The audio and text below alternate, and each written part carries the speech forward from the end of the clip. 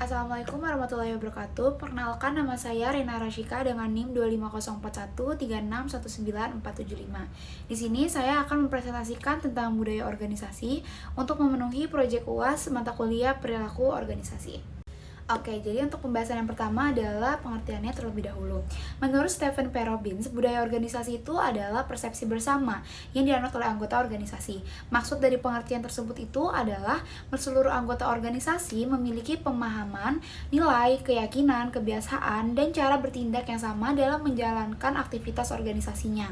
Nah, budaya organisasi ini menjadi pedoman bagi anggota organisasi dalam bersikap, bekerja sama, dan berkomunikasi serta mengambil keputusan. Nah, secara sederhana itu, budaya organisasi dapat diibaratkan sebagai kepribadian sebuah organisasi. Sama seperti manusia yang memiliki karakteristik berbeda-beda. Nah, setiap organisasi itu juga memiliki budaya yang berbeda-beda. Nah, ada organisasi yang terkenal sangat disiplin, ada juga yang menekan kreativitas, terus ada juga yang mengutamakan pelayanan pelanggan, dan ada juga yang fokus sama kerjasama tim. Nah, budaya organisasi itu biasanya terbentuk dalam waktu yang lama melalui kayak kebiasaan yang terus dilakukan oleh anggota organisasi. Nah, budaya ini kemudian diwariskan kepada anggota melalui kayak aturan, habis itu cara kepemimpinan, terus habis itu pelatihan, dan juga cara mereka bekerja dalam sehari-hari. Organisasi ini memiliki pengaruh yang sangat besar dalam keberhasilan organisasi karena budaya ini tuh menentukan bagaimana anggota akan berinteraksi, berkomunikasi maupun bekerja sama. Nah, jika budaya organisasi ini tuh positif, maka karyawan tuh akan bekerja lebih disiplin, terus memiliki semangat kerja yang tinggi, lalu juga mampu bekerja sama dengan tim tuh dengan baik gitu.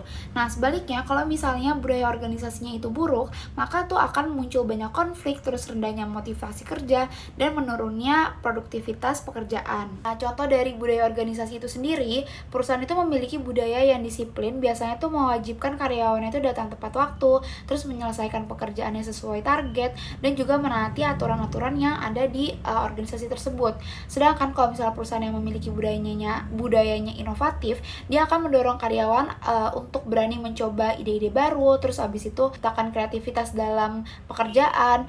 Karena itu, budaya organisasi itu tidak hanya menjadi simbol atau slogan saja, tetapi juga benar-benar diterapkan dalam kehidupan organisasi sehari-hari. Nah, pengaruh dari luarnya itu, lingkungan luar itu tuh memiliki pengaruh yang besar terhadap budaya organisasi. Organisasi itu juga harus bisa mampu menyesuaikan diri dengan perkembangan zaman agar tetap bertahan dan terus berkembang. Nah, contohnya itu kayak misalnya globalisasi, terus habis itu perkembangan teknologi, dan lain-lain. Nah, perkembangan teknologi digital itu membuat banyak organisasi itu mulai menerapkan budaya kerja berbasis teknologi kayak rapat online, terus aplikasi pekerjaan, serta komunikasinya itu melalui internet. Contoh nyatanya dari pengaruh luar itu saat pandemi COVID-19, banyak organisasi atau perusahaan itu mulai melakukan sistem kerja yang lebih fleksibel agar aktivitas organisasinya itu tetap berjalan. Nah, perubahan kerja saat pandemi itu kayak working from home atau WFH, terus habis itu ada hybrid working, dan lain-lain. Hal ini tuh menunjukkan bahwa budaya organisasi itu dapat berubah mengikuti kondisi lingkungan dan perkembangan zaman. Selanjutnya kita akan membahas tentang pengaruh nilai-nilai masyarakat. Budaya organisasi itu juga dipengaruhi oleh nilai dan kebiasaan masyarakat tempat organisasi itu. Nah, nilai budaya itu akhirnya tuh bisa mempengaruhi perilaku organisasi. Nilai masyarakat Indonesia tuh contohnya kayak gotong royong, bekerja sama, dan lain-lain. Nah, karena itu banyak organisasi di Indonesia yang menerapkan budaya ramah kepada pelanggan, menjaga etika dalam berkomunikasi, dan mengutamakan kerjasama tim. Kita akan membahas tentang perbedaan budaya organisasi di berbagai negara. Budaya organisasi di setiap negara itu pasti berbeda-beda karena dipengaruhi budaya masyarakat masing-masing. Nah, perbedaan tersebut mempengaruhi cara organisasi itu akan bekerja dan berkomunikasi.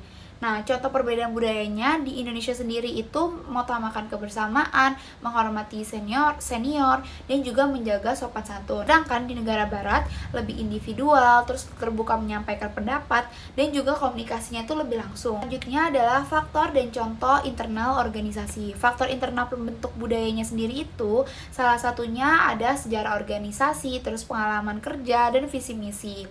untuk contoh budaya organisasi itu sendiri, ada budaya dari teamwork, ada budaya yang pelayanan, budaya yang inovasi, dan budaya disiplin. Selanjutnya kita akan membahas tentang fungsi dari budaya organisasi itu sendiri. Budaya organisasi itu memiliki fungsi penting dalam menjalankan kehidupan organisasi. Budaya itu tidak hanya menjadi identitas organisasi, tetapi juga membantu mengatur perilaku anggota organisasi itu sendiri.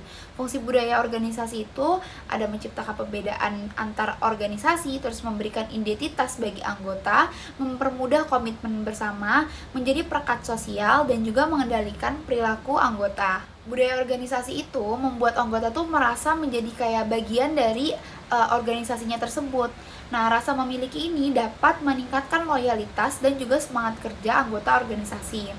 Dampak dari budaya organisasi itu sendiri kayak menumbuhkan rasa bangga, memperkuat loyalitas, dan meningkatkan semangat kerja juga. Lalu bisa membangun juga rasa kebersamaan. Contohnya kayak TNI, dia tuh pasti bangga menggunakan seragam TNI-nya dia.